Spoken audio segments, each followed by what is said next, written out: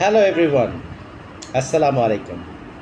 I am AK Manjurul Islam, live and exclusive before you once again from my page Manjur's English Solutions. And today I have come back with a very important topic because I have received some responses from my students, and some of the students actually wrote to me through the tt.me app. They wrote me anonymous letters by informing that they're very much interested to know about the writing procedures of thesis paper and how to write a research article or thesis paper. They're very much interested to know about all these things. So I decided to conduct a live session on research article and thesis paper writing. So today's live session is going to be conducted on that topic, research article or thesis paper. Research article or thesis paper writing is today's topic for discussion. So I invite all the students who are interested to join as early as possible. This live session might be lengthy because it's very enormous topic.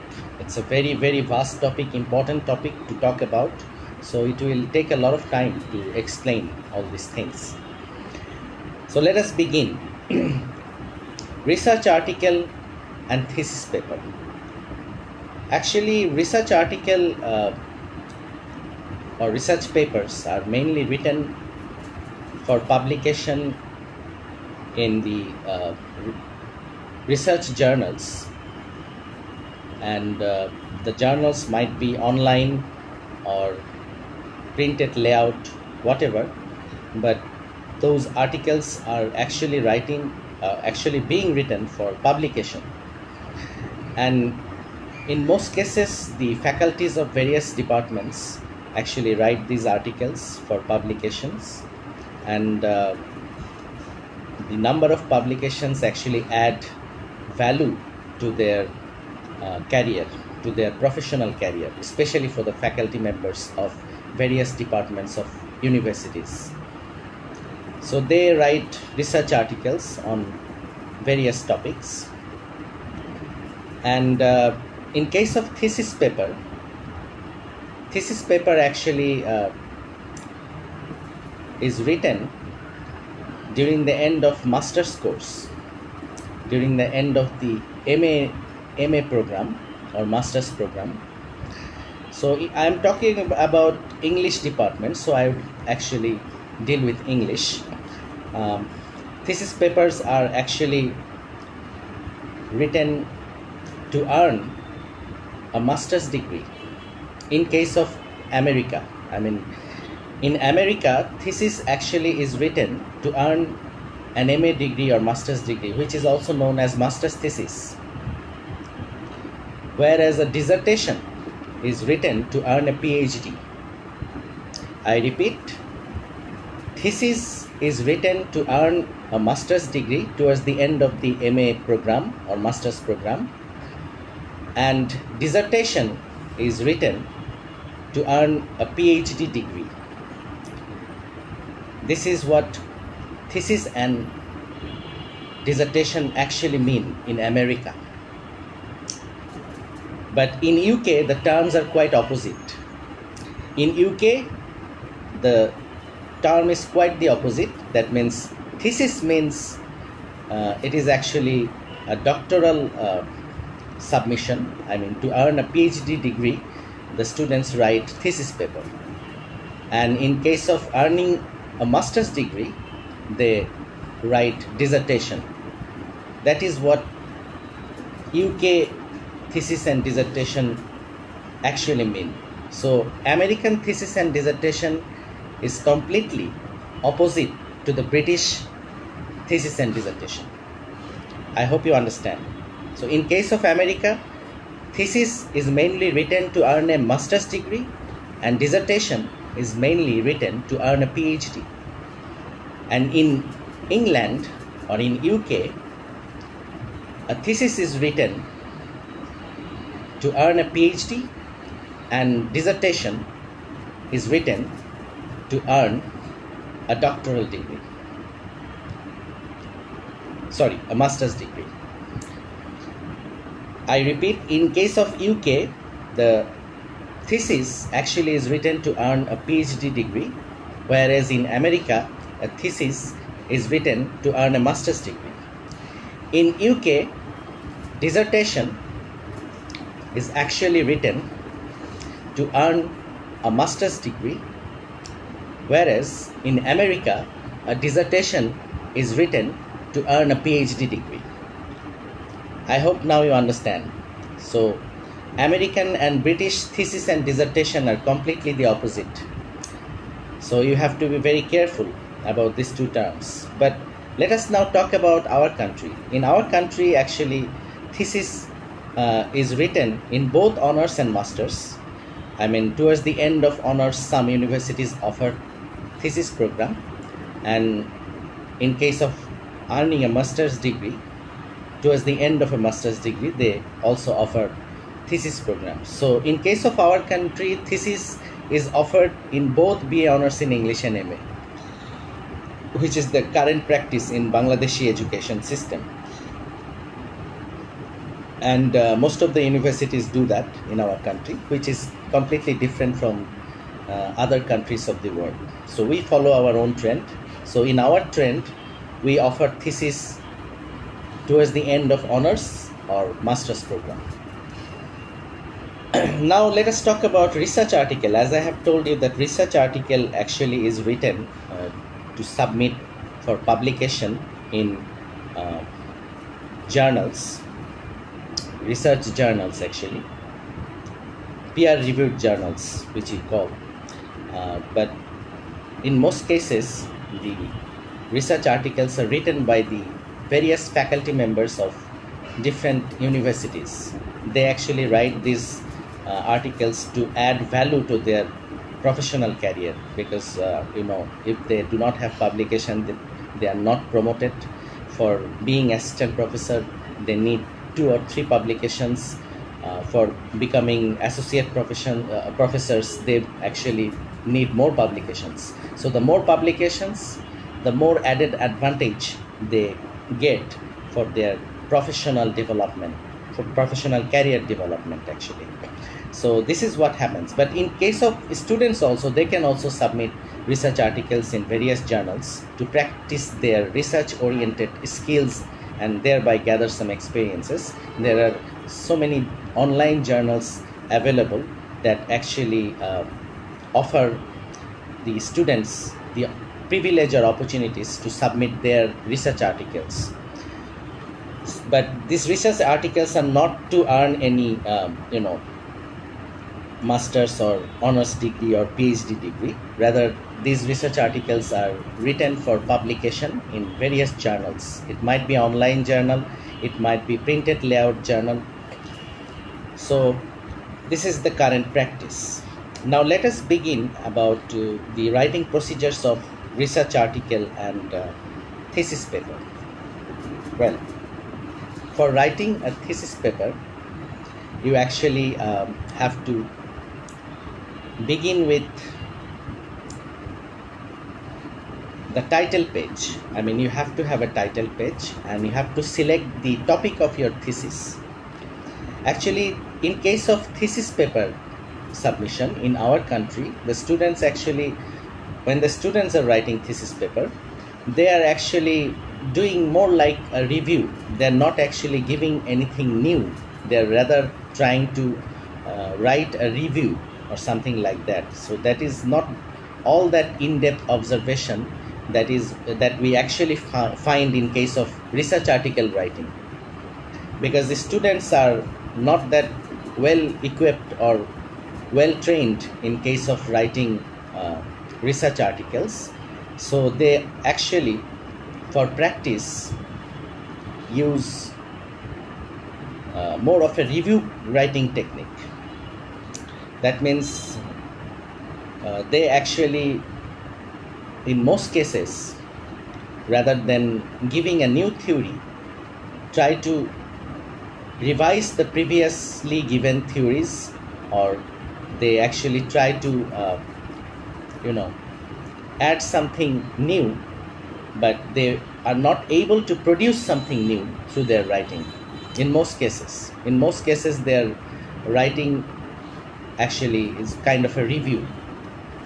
So in case of research article writing, it is more in-depth observation, much more in-depth observation than the thesis writing, because it is written by the most of the time it is written by the faculty members, and that's why they are quite experienced, and they actually try to write down their in-depth observation, thereby try to give a new idea or solution to the created problem. So in case of writing both research article or thesis paper, you have to be very much selective about the topic, because first and foremost task is to select the topic of your research paper or thesis paper. So selecting the topic is the first and foremost task, which is a very, very important task. So how will you do that? How to select a good topic? Well, there are numerous numbers of problems that we find. You can deal with a particular problem and try to give a solution to the problem. And for writing a research paper or thesis, try to be unique, so that there is no previous work available. I mean, previously there has been no research on a particular topic. You are doing the research by yourself, so that would be very much logical to select a new topic on which there has been no work previously. Similar topic can be found, but the topic that you select has to be very much unique and idiosyncratic. That means it has to be unique, and it should not actually find any kind of previous works. I mean, the topic has to be your own. It has to be completely your own research. The more unique topic, the more fruitful research it will be. I hope you understand. That means the topic selection has to be very much effective. Selecting a topic is very, very important. So how to do that? Well, you can deal with a lot of problems, the problems that we find regarding your idea. I mean, if you are a student of English department, if you are dealing with English language, try to figure out the problems that the students find or the teachers find inside or outside the classroom during communication, while communicating with each other, or whatever. It might be any topic, even in case of literature also. But as my major is ELT, I love to talk about ELT researches because my major is ELT. So anyway, as I was saying, that selection of topic is very important. Try to select a unique and idiosyncratic topic, so that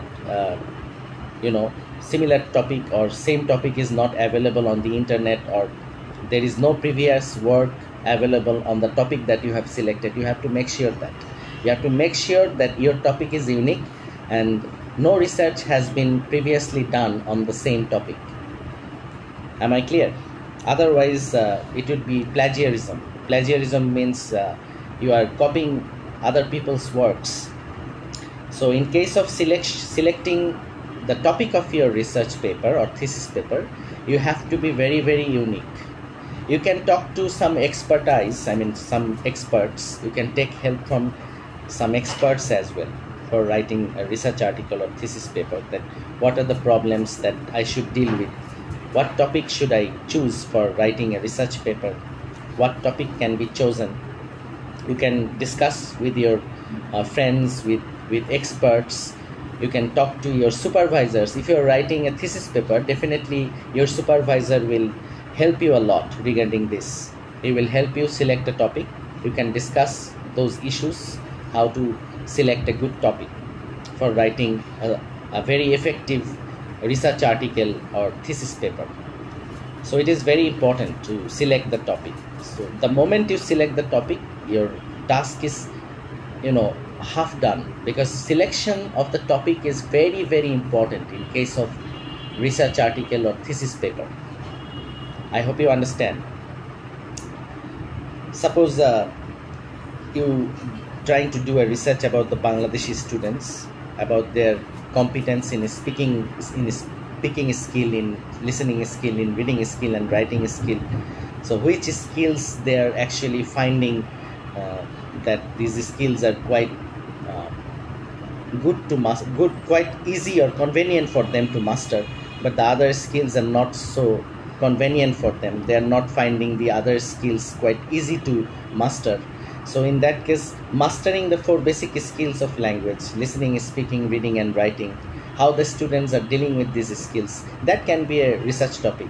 You are writing from the perspective of the Bangladeshi students, so you can actually try to figure out that what are the problems that the students are actually facing in case of speaking skill, in case of writing skill, in case of reading skill, or in case of you know the skills that we find.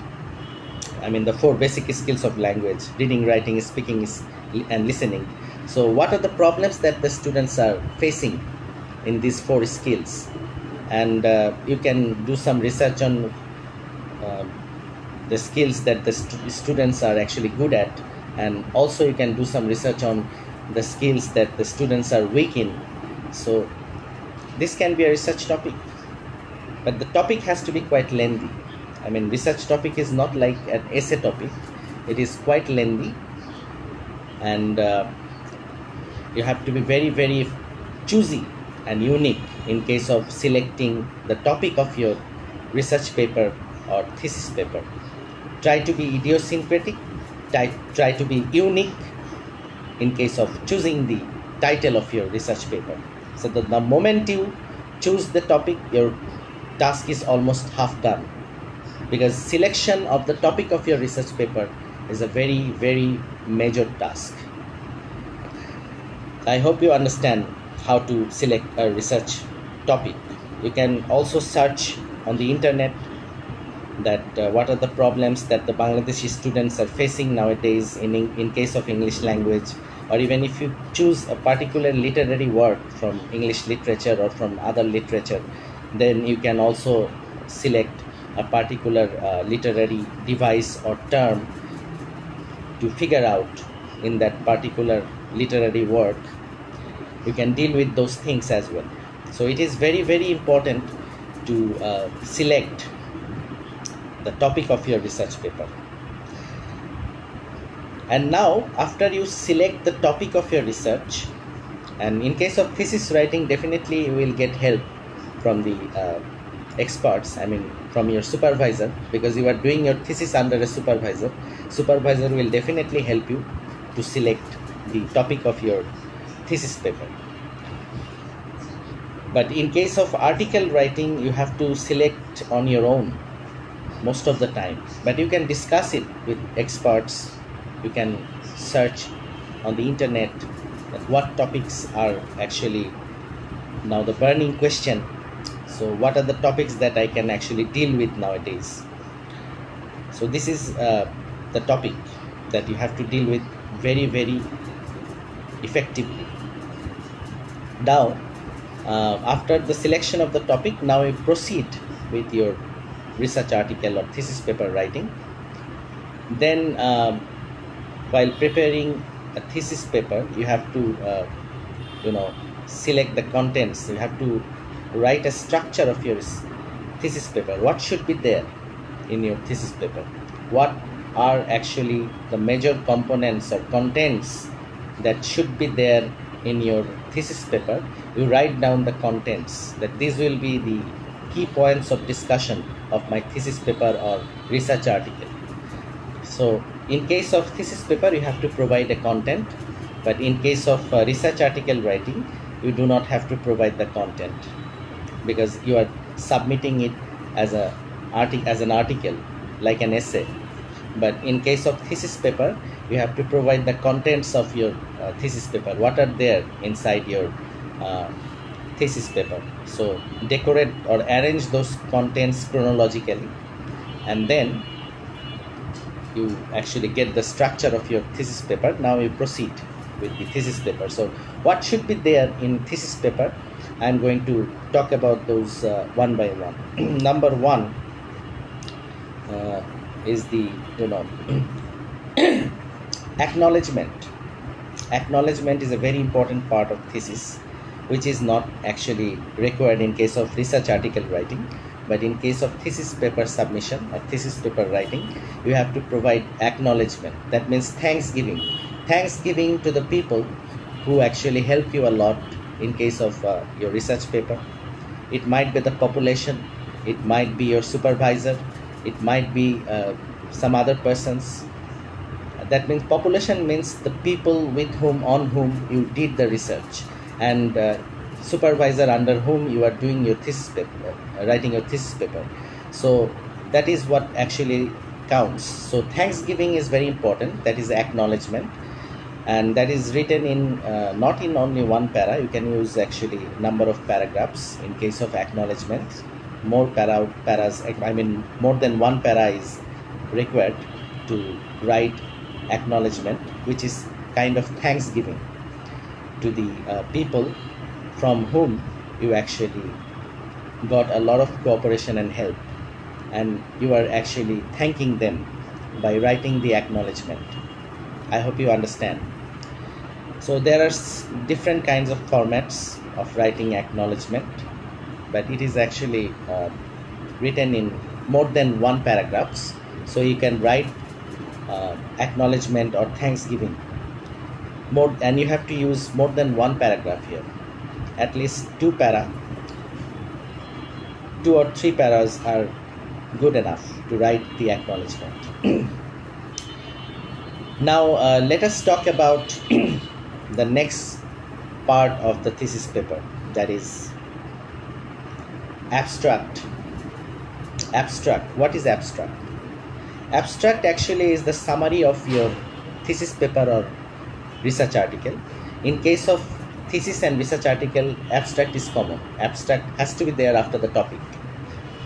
So the topic of your thesis would be there in the first page, and then the contents, then actually you have to write the acknowledgement, and then comes the abstract. But in case of research article writing, first of all you have to write down the topic of your article, and then you have to write your name, designation. If you are the first author, whether you are the first author or the second author or the third author, because sometimes it happens that two or three persons, they in a joint venture together, they actually write a research article. So it is allowed in case of research article writing. Sometimes in a joint venture, two authors are writing a research paper. So both their names actually be there. Primary author is the first author, secondary author is the second author, third author might be there. So four person, even four persons can write a research article together.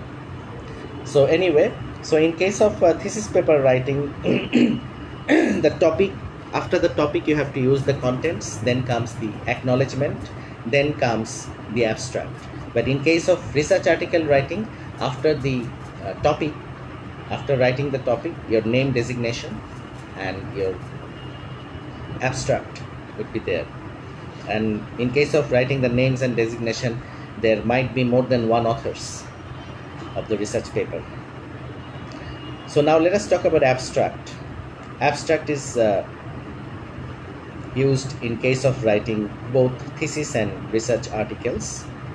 Abstract actually is the summary of your thesis or research article. What is there in your research paper or in your thesis? Overall summary should be there in your abstract. That means just having a look at your abstract, the reader should understand what actually he is going to read about in your research paper or in your thesis. So you have to highlight the major things which are actually available in your research paper or in your thesis. You have to summarize your thesis paper or research paper in an abstract, and you have to also talk about the research methodology as well. You have to talk about the research methodology, which method you have applied in case of writing your research paper. That should also be highlighted in your abstract, and um, what actually the problem, what is the problem that you are dealing with, and what solution you are trying to give. Am I clear?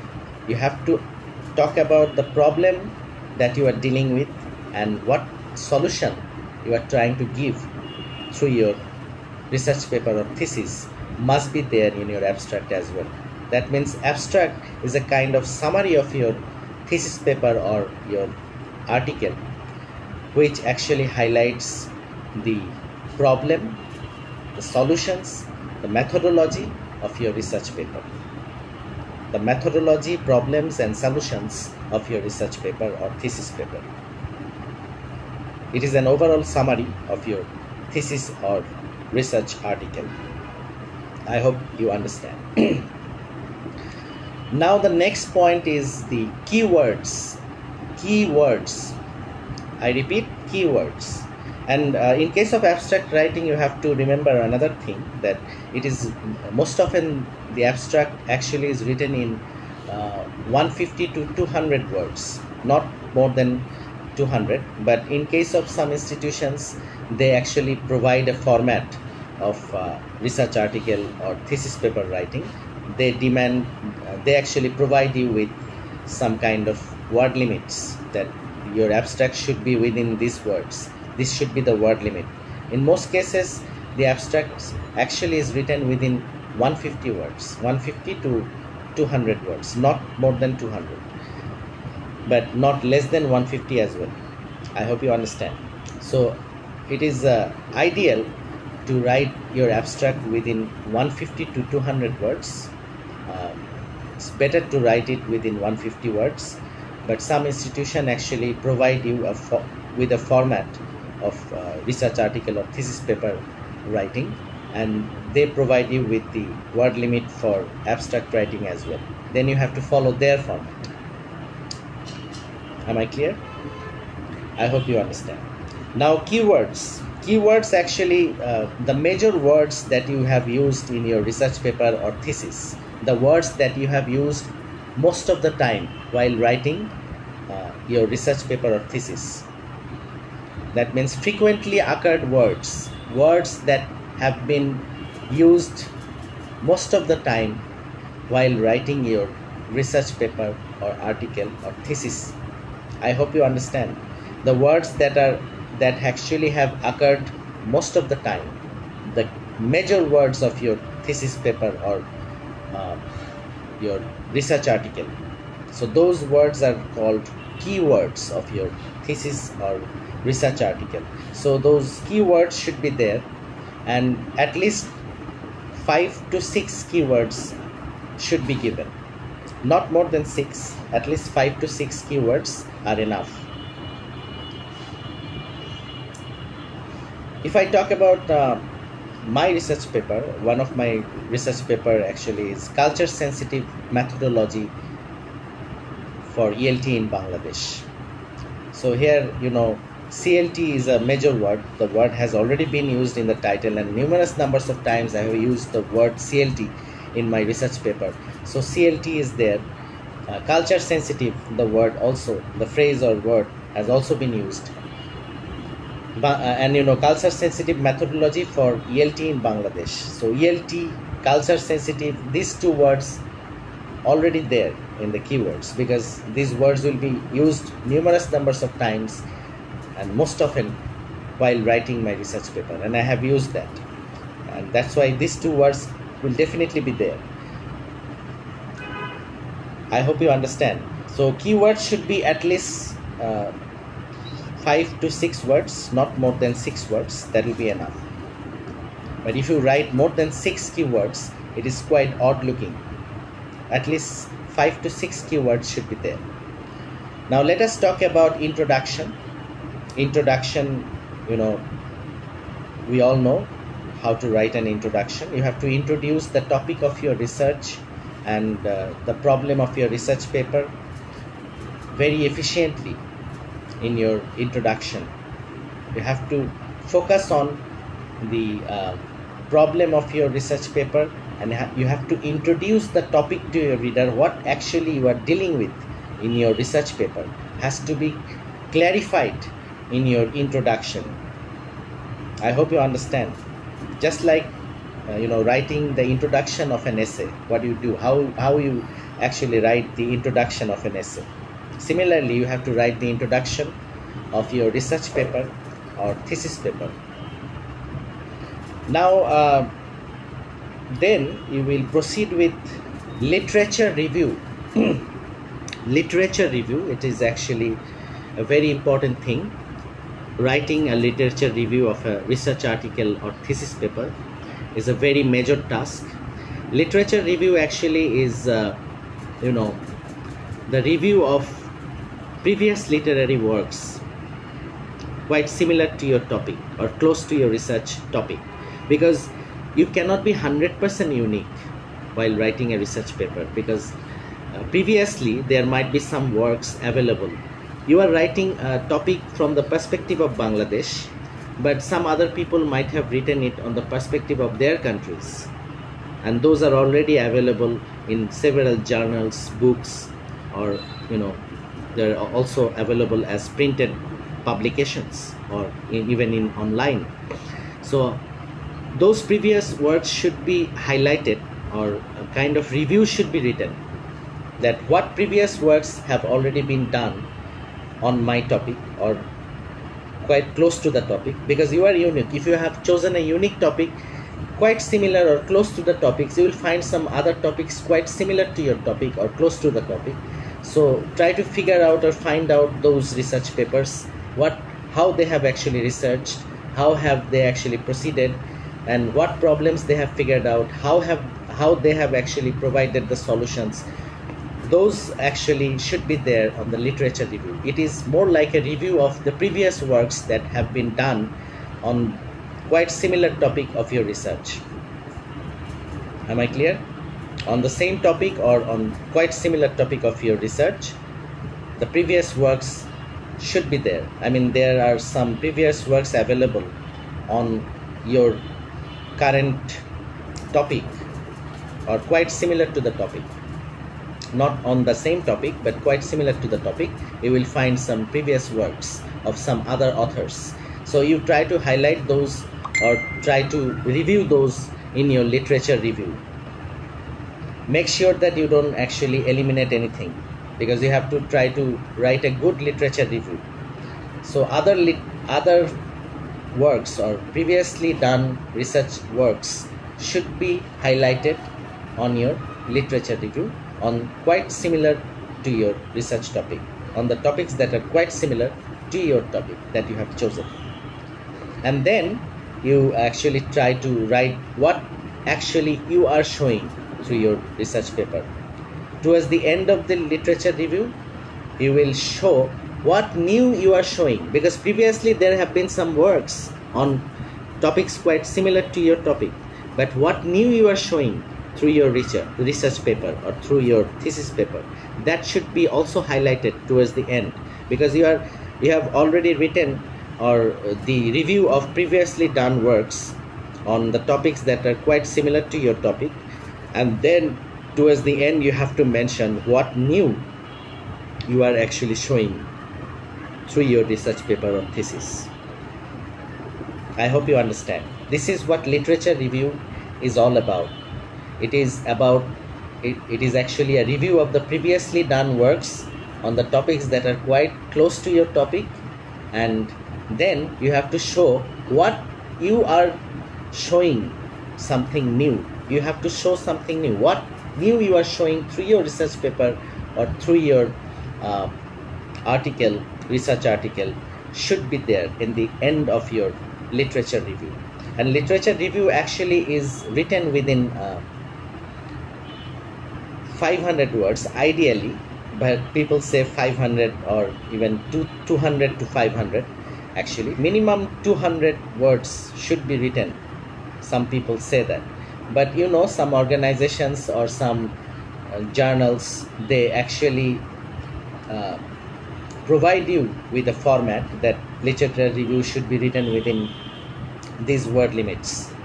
But actually, ideally, it should be written within 2000 to 5000 words. 2000 to 5000 words. That is quite ideal.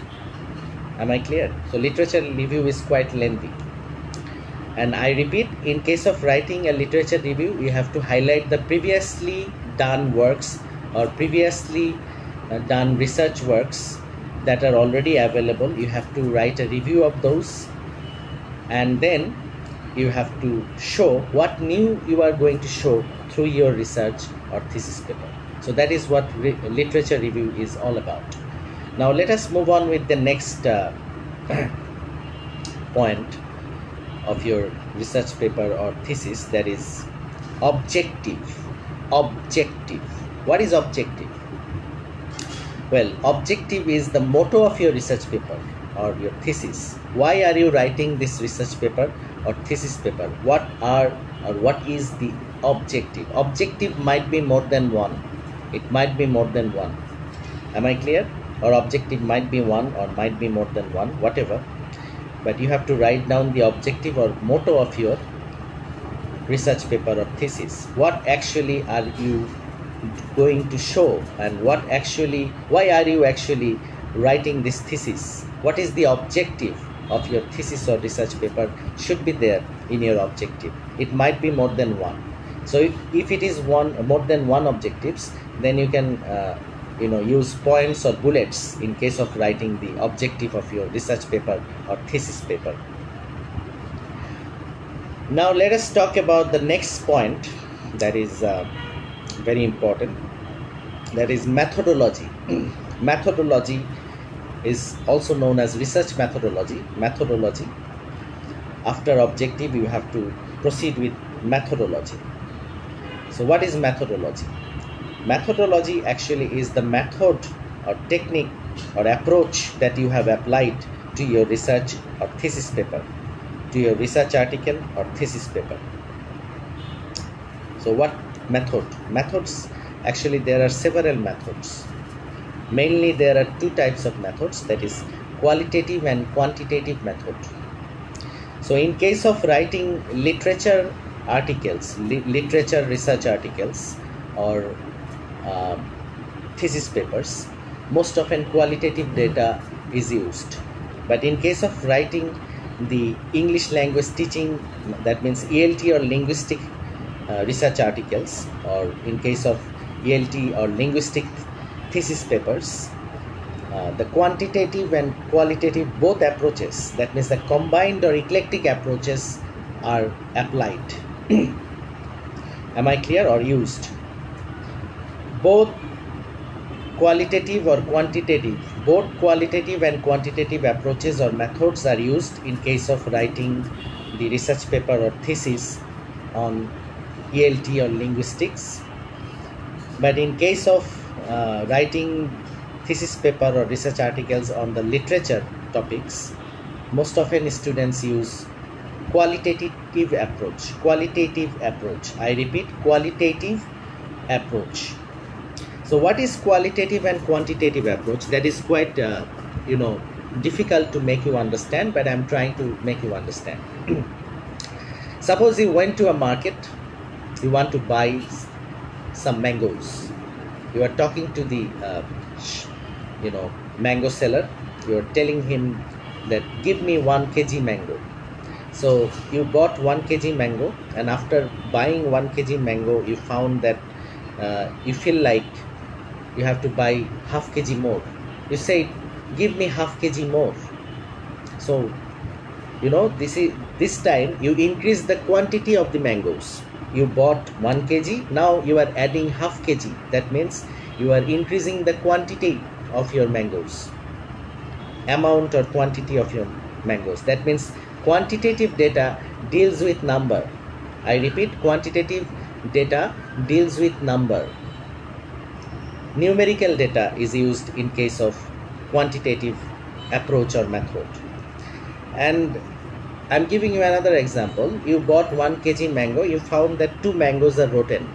You told the seller to exchange these 2 mangoes with fresh and new ones, because two mangoes are rotten. You found two mangoes are rotten, and you are telling him to exchange these two rotten mangoes with new ones, new fresh ones. So you didn't increase the quantity of the mangoes this time.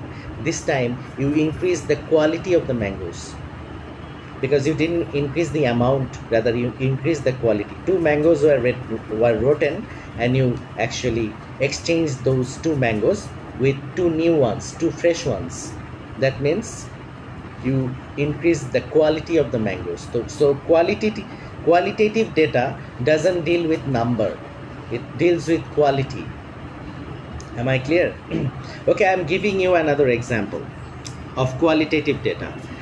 You know, Socrates was a good researcher. He always used to ask questions to people. If you ask him one question, he will ask you 10 questions, and he will not answer. He will actually get the answer from you by asking you questions. If you ask him one question, he will ask you 10 questions, and he will actually make you answer your own question. He will not himself answer your question.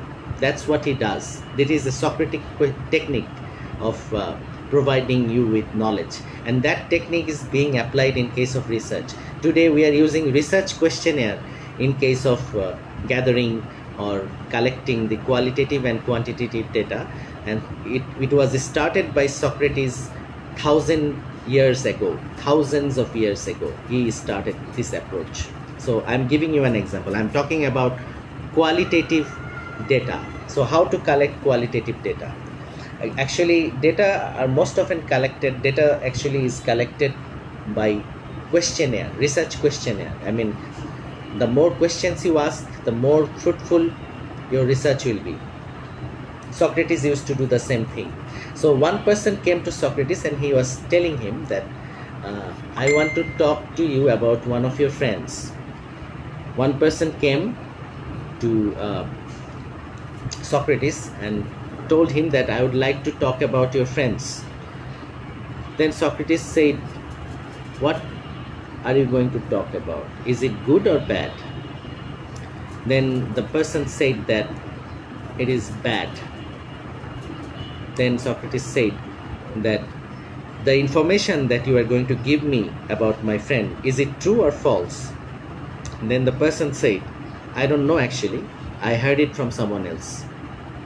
Then Socrates said that the information that you are going to give me about my friend, will it actually help me to some extent or not? The person said that I don't know. It might help you or might not, but I actually do not know. Then Socrates said that the information that you are going to give me about my friend, you do not know whether it is true or false, because you heard it from someone else, and you are saying that you are not even sure that whether it will be helpful for me or not. And moreover, the information that you are going to give me about my friend, it is also bad, so I don't need to hear this thing. You better go.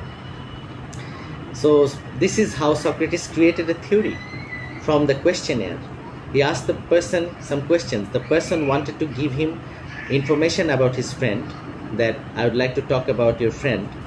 He asked him that whether it is good information or bad information. That person said it is bad. He said that is it true or false information? He said that I don't know, I heard it from someone else.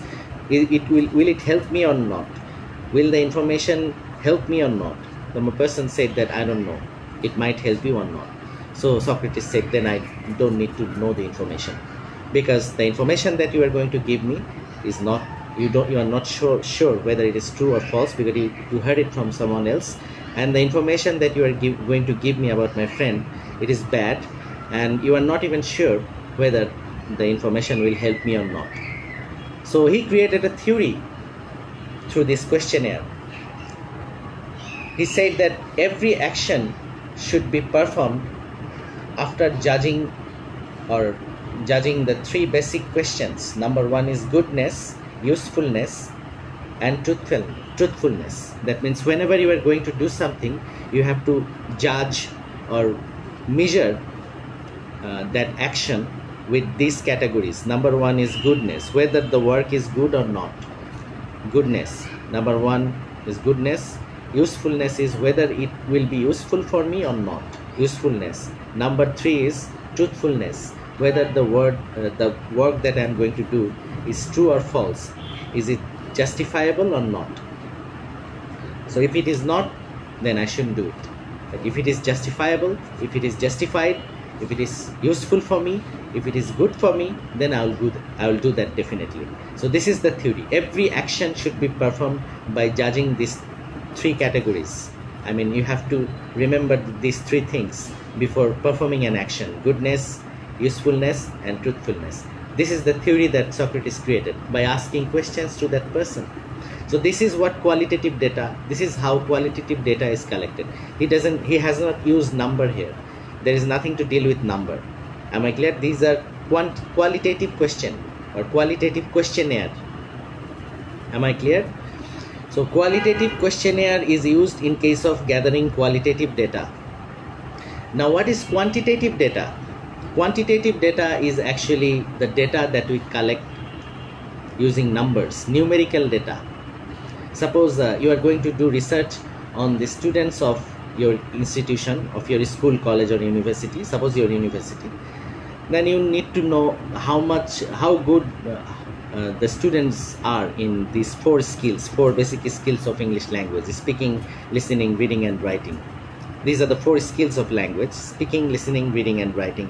So among these four skills, you need to figure out the percentage of students that this percentage of students are good at speaking, this percentages of students are good in writing, this percentage of students are good in listening, this percentage of students are good in reading. So you can do a survey. So this is what numerical data is. You can ask the students question by using some research questionnaire. Am I clear? What actually, in case of most of the researchers nowadays, in the modern approach, both qualitative and quantitative approaches or methods are used. But in case of writing the articles, research articles or thesis papers on the English literature topics, most often the qualitative data is used. But in case of writing the ELT or linguistic thesis papers or research articles, both qualitative and quantitative data is used. Am I clear? Both qualitative and quantitative data simultaneously being applied in case of writing the research papers or thesis papers of ELT and linguistics or ELT and linguistics topics. Because ELT and linguistics is science subject. Linguistics, I have already talked about linguistics in many of my live sessions, that linguistics actually is the scientific study of language. So anyway, I hope now you understand what qualitative and quantitative data is all about. So quantitative and qualitative data, what type of data have you used? That should be there in your methodology. We are talking about the point methodology. So in case of writing a methodology, you have to talk about the qualitative or quantitative, which technique or method or approach you have applied. You have to talk about that and how you have gathered those data. Suppose in case of collecting the qualitative data, you have definitely asked questions to a lot of people. Those people are considered to be the population, that means the subjects with whom you are actually conducting the survey or interview, whom you are asking the questions. So you have to ask questions to your research subjects or population. The more population, the more effective will be the research. Am I clear? The more population, the more effective your research will be. But you have to think about your area of your research, of your limitation of your research paper, of your population. If you, as I have told you, the culture sensitive methodology for ELT in Bangladesh was the research topic of one of my research articles, journal articles. So if I actually write it from the perspective of the whole world, I won't be able to do that, because I live in Bangladesh, so I cannot collect data from all around the world. So the population would be huge. My research subject would be huge. So I cannot collect all the data from all around the world. It would be very difficult for me. So I have to do the research within my limitations so that the research becomes effective. So I did it from the perspective of Bangladesh, culture sensitive methodology for ELT in Bangladesh, not for ELT only. Am I clear? So ELT in Bangladesh, that means I'm dealing with the Bangladeshi population. So my research subject is within a range, within a limit. My population is within a limit with whom I am going to conduct my research or doing the survey. I hope you understand. Now let us talk about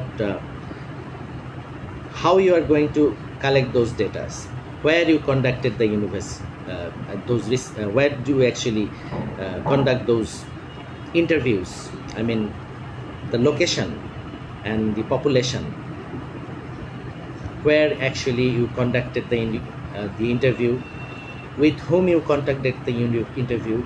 Those have to be there in your methodology as well. That means the population, location, everything in detail. Not only that, apart from that, you have to talk about primary and secondary data. Primary and secondary data, you have to use the term. Primary data means your own data. You didn't collect data from other people. I mean, it is your own data. You collected the data by yourself. You interviewed other people. You did survey by yourself. Thereby you collected the data. But if you are using other people's document, that is secondary data. But your information, the information that you have collected by your personal observation and experience and personal survey, that is primary data. But the information that you collected from somewhere else, from other books, from other journals, from other people's, that means that would be then secondary data.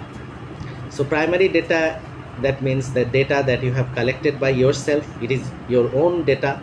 You have collected the data by yourself by doing survey.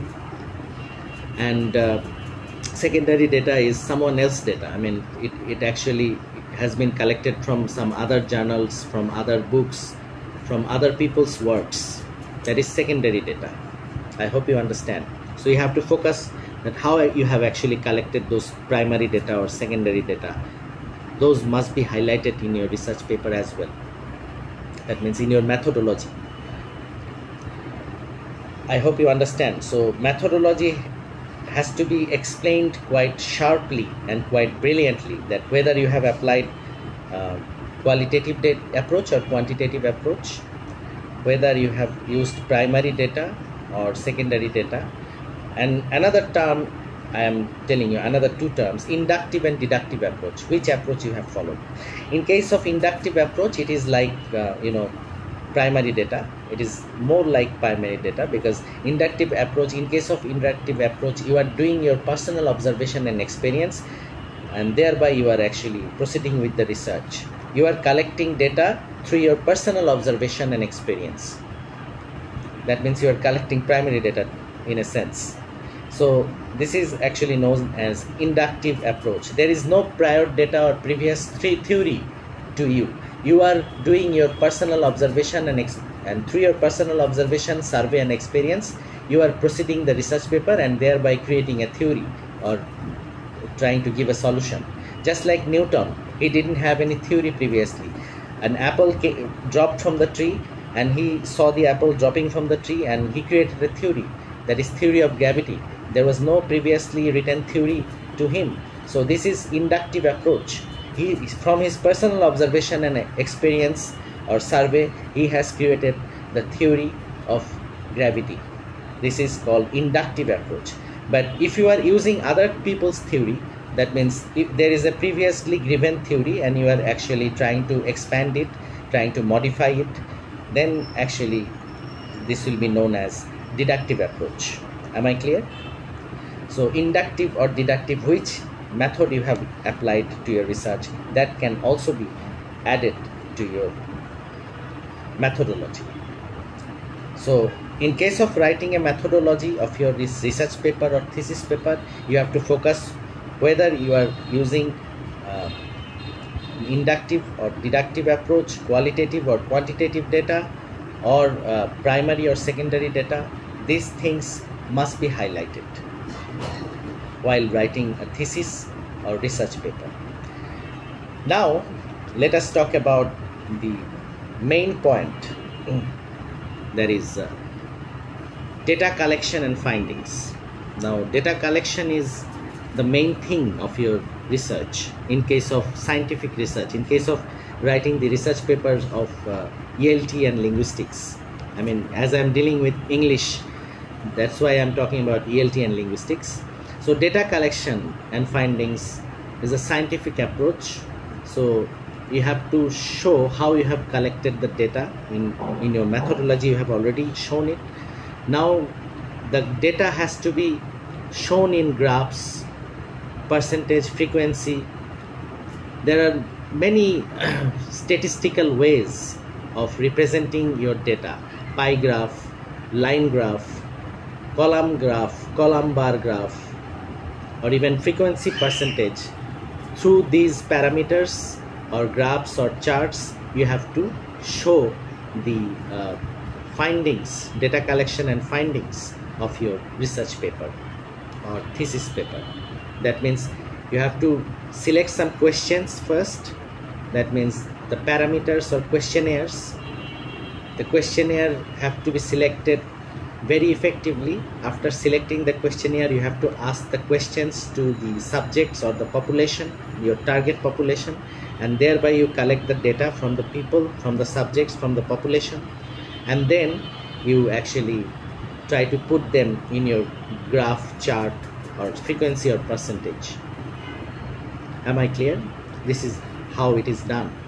So the questionnaire can be both qualitative or quantitative, but you have to show them in graph, chart, or in frequency percentage. You have to show them in numerical data. So numerical data has to be used in case of writing the research paper or thesis of ELT and linguistics. But in case of writing the thesis paper or journal article of literature topics, you don't need to use graph, chart, or frequency percentage. Most often you do not need to use numerical data in case of writing the articles or thesis of literature subjects, English literature topics. I hope you understand, because ELT and linguistic is a science subject, and that's why scientific method or approach is applied. Numerical data is used most of the time in case of writing the thesis or research articles of ELT and linguistics topics. I hope you understand. Now let us talk about the findings. I mean, you have to show the findings of your research paper, of your data. You have to explain the data, whatever you have actually figured out or you have found out or sorted out through your research or data collection. You have to show those things in your findings. What are your findings? What have you figured out or found out or sorted out through your observation? That has to be there in your findings of a research article or thesis paper. Am I clear? Okay.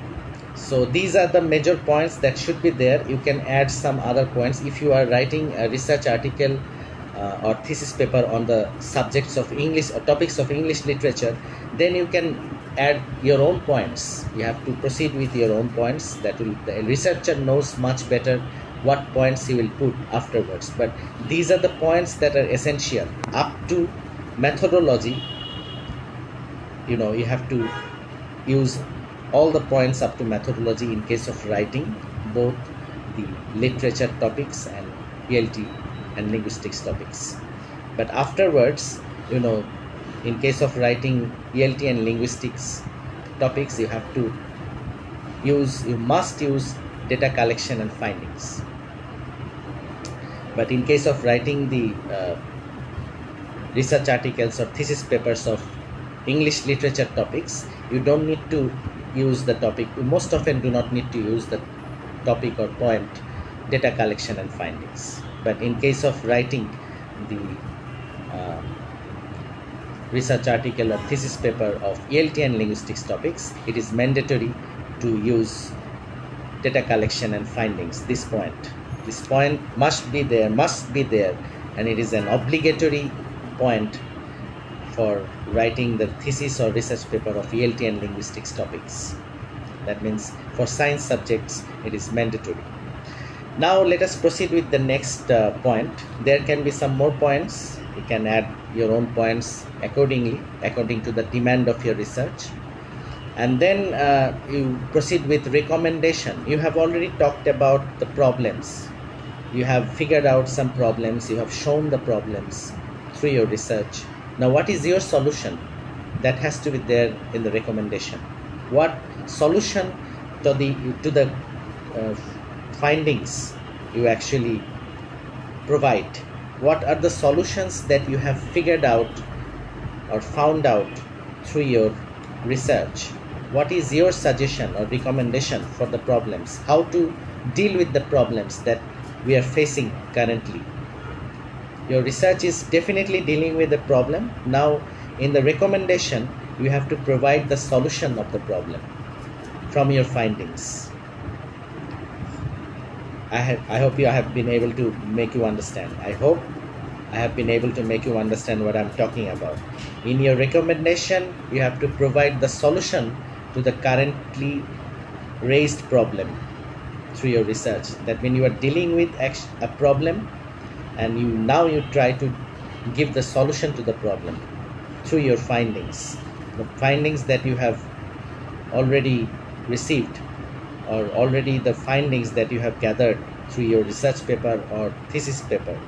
Now you try to show the solutions, how to deal with the problems, how we can get rid of the problems.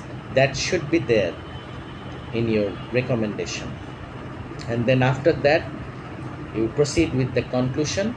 And conclusion, we all know how to write a conclusion of anything, but in case of writing the conclusion of a thesis and research paper, you have to bring your research paper or thesis paper to a logically satisfying ending, so that in your conclusion you must talk about the problems that you dealt with and the solutions and the future prospect of the research paper that you have written or the thesis paper that you have provided.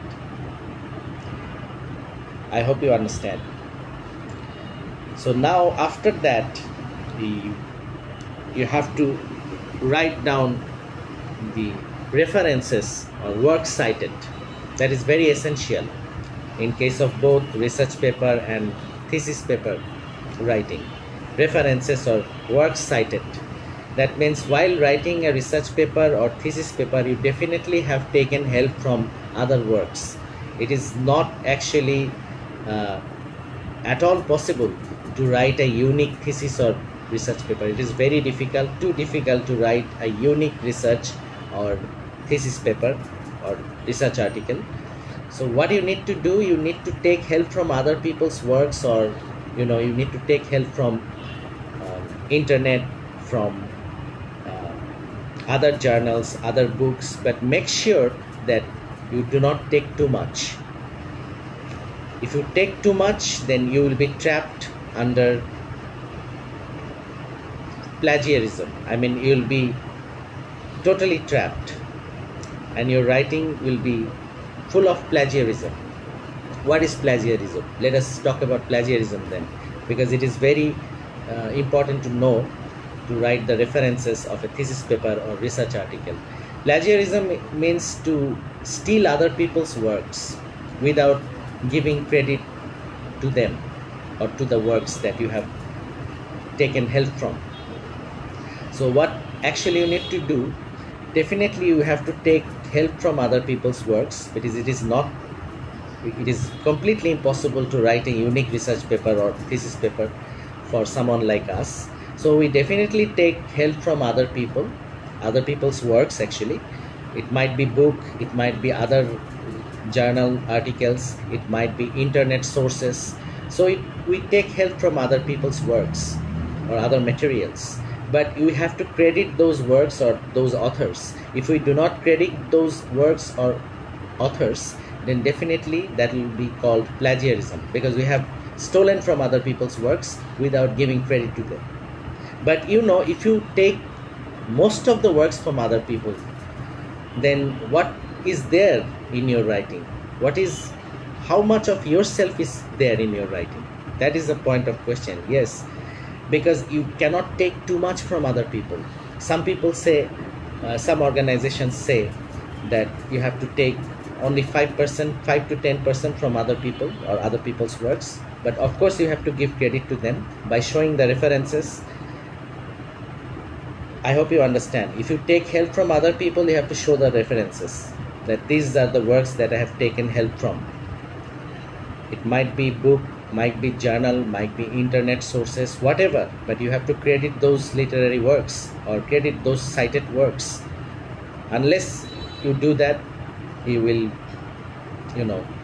be doing a very bad thing.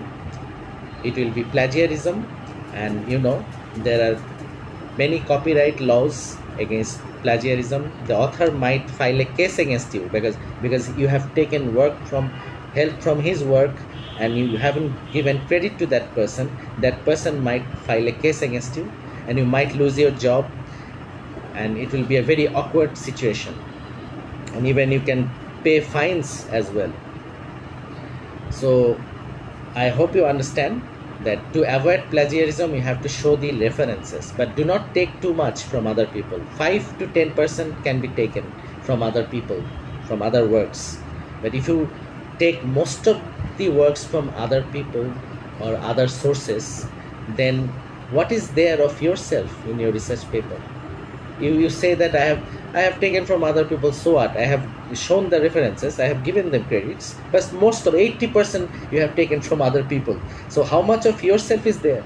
You can only take 5 to 10%, not more than 5 to 10%. But some people say that some organizations, some people, some experts, and some well-reputed organization or institutions, they actually talk about 0% plagiarism. But it's very difficult to reach that level. So 5 to 10% can be taken from other people, but you have to show those references. You have to give credit to those literary works. If you take help from other sources, other people's works, other people's books or journals or internet sources or materials, then definitely you show those references, and that is what is very much essential. And if you do not do that, you will plagiarize, and plagiarism is a big crime, and under copyright law there will be cases against you. People might file case against you and you might lose your job. So it's very difficult task, very important task, to be plagiarism free. Am I clear?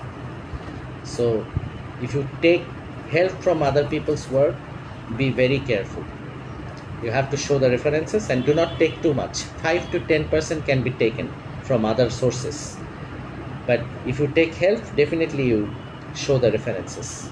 And there are two styles, APA and MLA. MLA is one kind of reference style that is used most often in case of writing the thesis paper or research articles of literature topics. And APA is another format that is used in most cases for writing the ELT or linguistics topics researches. I repeat, APA format, APA referencing format is used for writing the thesis papers or research articles on ELT and linguistics, and MLA format, MLA referencing format is used in case of writing the research article or thesis paper of literature subjects or literature topics. I hope you understand. There are two formats, two referencing formats. So you have to be familiar with those formats, and even those formats are available on internet. APA format and MLA format. MLA means Modern Language Acquisition, and APA is the acronym of American Psychological Association. So APA format is used most often for writing ELT and linguistics research articles and thesis papers, and MLA is used most often in case of writing the references of English literature research topics or thesis papers. I hope you understand.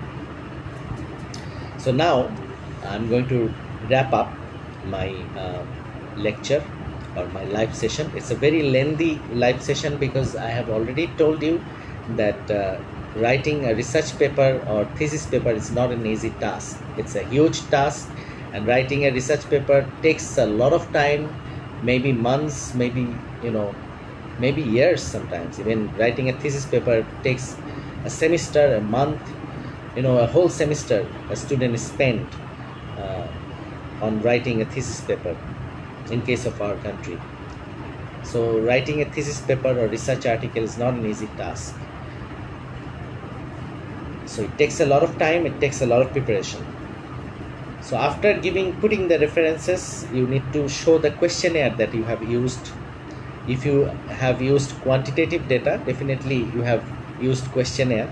If you have done research on ELT and linguistics, definitely you have applied both qualitative and quantitative method or approaches for your research paper or thesis writing. Then you have to show the questionnaire, the list of questions that you have used to do your survey. The questionnaire list have to be there, and that is the point of that item is known as appendix.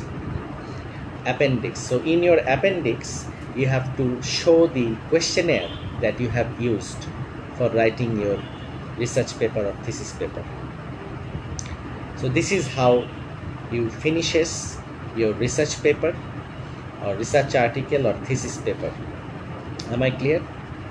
This is the procedure or technique of writing an ideal research article or thesis paper.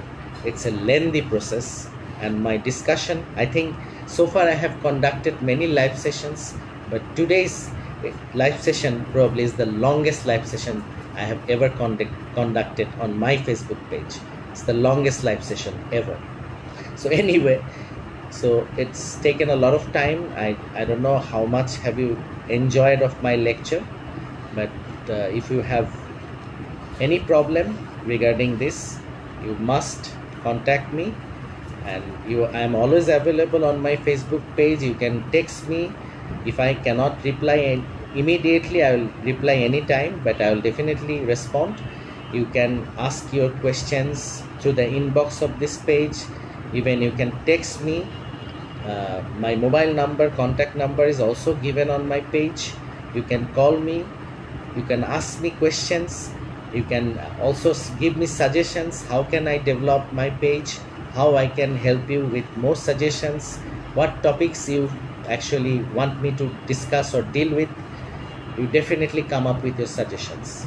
And I'd like to inform that my live session records are already available on YouTube. Today's live session will be also uploaded on YouTube. I have a YouTube channel with the same title, Monjur's English Solution. You can visit there. You can see my videos, and thereby you can gather a lot of information. I will try my level best. Always I will try to help you with my very best. I don't know how much I actually help you, but I try my best to help you. Anyway, that's all for tonight. I will come back again with a new topic. I hope today's live session on writing a research article and thesis paper will definitely help you to some extent. And if you have any question, I have already told you, I am always there for you. Don't hesitate to contact me. Don't hesitate at all to contact me. Thank you very much for joining the live session tonight. It's good night from here. Take care. Be happy.